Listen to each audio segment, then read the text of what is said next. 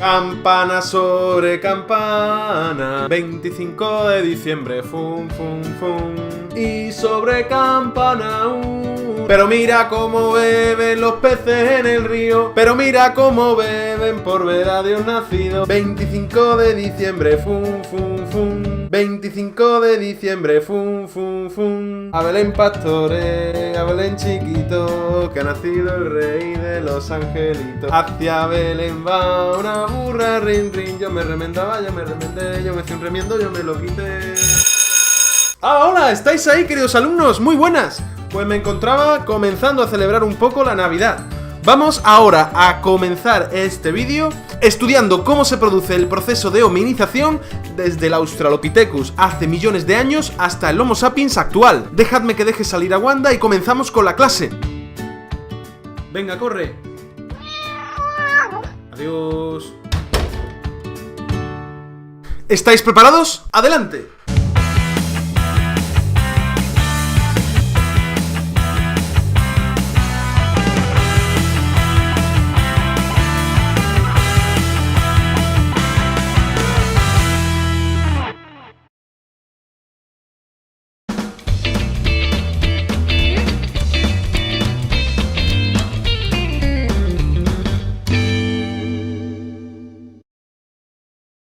Como hemos estudiado en este vídeo que vimos anteriormente, la hominización es un proceso que tenemos que entenderlo si comprendemos cómo se produce la evolución de las especies. Para ello, ya hemos estudiado la teoría de la evolución y la idea que desarrolló Darwin de la selección natural. Pues bien, tenemos que entender que la hominización es un proceso a través del cual el ser humano va evolucionando hasta alcanzar las características propias que tenemos todas las personas. Los seres humanos somos primates y por tanto tenemos un antepasado común a los actuales simios.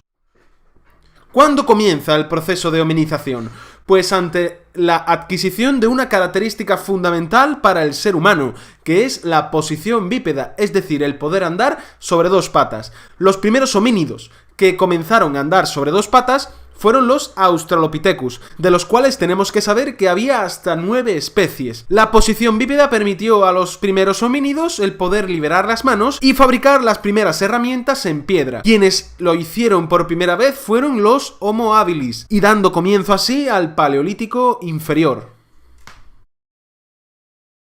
La posición bípeda y la liberación de las manos llevó a un cambio fundamental en nuestro cuerpo, y es que los homínidos comenzaron a sufrir cambios en la cadera, en las piernas y en los pies hasta conseguir caminar completamente erguidos. ¿Quién lo consiguió? Pues una especie que conoceremos como Homo erectus u Homo ergaster en África. Ya veremos más adelante quiénes son estos homínidos. A medida que avanzaba la hominización, la capacidad craneal y el cerebro iban aumentando, por lo que además de los cambios físicos en el resto del cuerpo, también nos encontramos cambios en la cabeza, por ejemplo en el rostro, significando ello el dejar atrás esa apariencia simiesca de los primeros homínidos hasta nuestra apariencia humana actual. A medida que el cráneo iba desarrollándose, aumentaba además la inteligencia, lo que permitió a los homínidos el desarrollar herramientas cada vez más sofisticadas y además, por ejemplo, la aparición del arte, como por ejemplo empezó a darse en el Homo neandertal. El proceso de hominización termina con la aparición de la última de las especies de los homínidos, esta que tenemos aquí, el Homo sapiens, una especie que es la nuestra, que desarrolla el lenguaje articulado y que deja atrás definitivamente esa apariencia simiesca. Este es a grandes rasgos el proceso de hominización, un proceso que tenemos que entender se produce durante millones de años. Vamos a estudiar ahora de manera pormenorizada algunas de las características fundamentales de estos homínidos que hemos visto anteriormente. Comenzamos con el Australopithecus, la primera especie que puede decirse da comienzo a este proceso de hominización. Este es el fósil de ser humano más antiguo que se conoce. Tiene más de 2 millones de años de antigüedad. Yo tengo más huesos que ese tipo. Si lo que quería era impresionarme, ha fallado. No se trata del número de huesos, señor, sino de... Ha fallado. ¿Cuándo aparece el Australopithecus? Podemos situarlo entre los 4 y los 2,5 millones de años, y su aparición se produce en África, pero en un lugar en concreto, en el Valle del Rift, un lugar en el que ya unos millones de años atrás en el tiempo se produjo un cambio debido a la aparición de este valle que llevará a la desaparición de gran parte de las especies de árboles, lo que hará que las especies de primates que tengan que adaptarse a este medio tengan que dejar los árboles y comenzar a andar por la sabana para encontrar comida o, por ejemplo, refugio contra otros depredadores. Esta es la razón por la que da comienzo el bipedismo, porque hay algunas especies de primates que tienen que adaptarse a un nuevo medio. ¿Por qué los monos actuales no han continuado evolucionando? Pero quiero decirles a todas esas personas que están pensando así o que están diciendo así, que el mono y la mona producen monitos hasta hoy. Pues porque ellos no tienen que adaptarse a un nuevo medio, sobreviven en los árboles y no necesitan otra adaptación.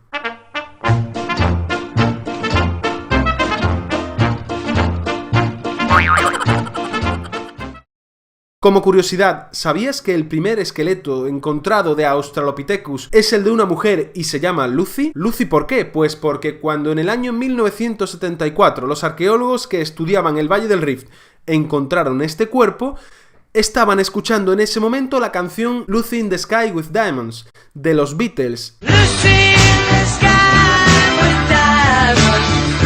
Por tanto, decidieron darle ese nombre a uno de los mayores descubrimientos arqueológicos de la historia, Lucy, el primer Australopithecus conocido. Como características fundamentales de los Australopithecus tenemos que saber que fueron los primeros que adoptaron el bipedismo, además no fabricaron ninguna herramienta como si harán otros homínidos posteriores. Como es el caso, por ejemplo, del Homo habilis. El Homo habilis vivió entre los 2,5 y los 2 millones de años, apareció en África y comenzó a andar de forma erguida, así como también comenzó a desarrollar cambios en sus manos. Por ejemplo, uno fundamental, no el signo OK, sino el de la pinza. La pinza, algo que nos diferencia de los primates actuales, es aquello que nos permite utilizar estos dos dedos para producir herramientas, para coger y fabricar cosas con nuestras manos. El Homo habilis, por tanto, comenzó a fabricar las primeras herramientas en piedra. Al comienzo eran herramientas muy rudimentarias, herramientas que se basaban únicamente en chocar una piedra contra otra. Estas primeras técnicas en piedra podemos encuadrarla en el periodo conocido como Paleolítico Inferior. Continuamos avanzando en el tiempo, en la historia del ser humano, para conocer otra nueva especie, en este caso una especie que va a ser la primera que salga del continente africano para conquistar nuevos continentes. Hablamos del ergaster o el erectus. ¿Cuál es la diferencia entre ambos? Primero tenemos que saber que esta especie vivió entre los 1,5 millones de años y los 300.000 años. Primero aparece en África, teniendo como nombre Homo ergaster, pero salió del continente africano para conquistar, por ejemplo, Asia, y en Asia evolucionó para llamarse Homo erectus, que es el más conocido normalmente. Esta especie, tanto el ergaster como el erectus, andaba ya completamente erguido gracias a unos cambios que se produjeron en sus caderas, sus piernas y sus pies. Ya comenzó a fabricar herramientas importantes en piedra, como por ejemplo los bifaces, unas herramientas muy poderosas que le permitía un montón de usos. A esto le llamamos Paleolítico Medio. También como curiosidad tenemos que saber que el Homo erectus fue el primero en desarrollar y descubrir una nueva herramienta fundamental en la historia del ser humano, el fuego. Entre el erectus y las últimas especies de homínidos, los neandertales y los sapiens, desde hace unos años los científicos y arqueólogos que estudian la hominización han colocado una nueva especie. Se conoce como Homo antecessor y fue descubierta en España, en el yacimiento de Atapuerca. El Homo antecessor vivió entre 1.300.000 años. Apareció en Europa como evolución del ergaster africano. En el año 94, Aurora encontró uno de los hallazgos más importantes de Atapuerca, dientes humanos con más de 800.000 años de antigüedad. Pertenecían a una especie desconocida hasta ese momento, la llamaron Homo antecessor. Y la importancia del Homo antecessor radica en que fue el antecesor, tal y como su nombre indica, de las últimas especies de homínidos. ¿Cuáles son estas? Primero, el neandertal, del cual tenemos que saber que no es pariente directo del Homo sapiens, sino dos especies diferentes, ninguna sale de la otra. El neandertal apareció en Europa entre los 200.000 y los 300.000 años, es decir, no es originario de África, y apareció en Europa porque en estos años se produce un periodo de glaciación, un periodo que hace que cambie el clima de la Tierra y se vuelva más frío.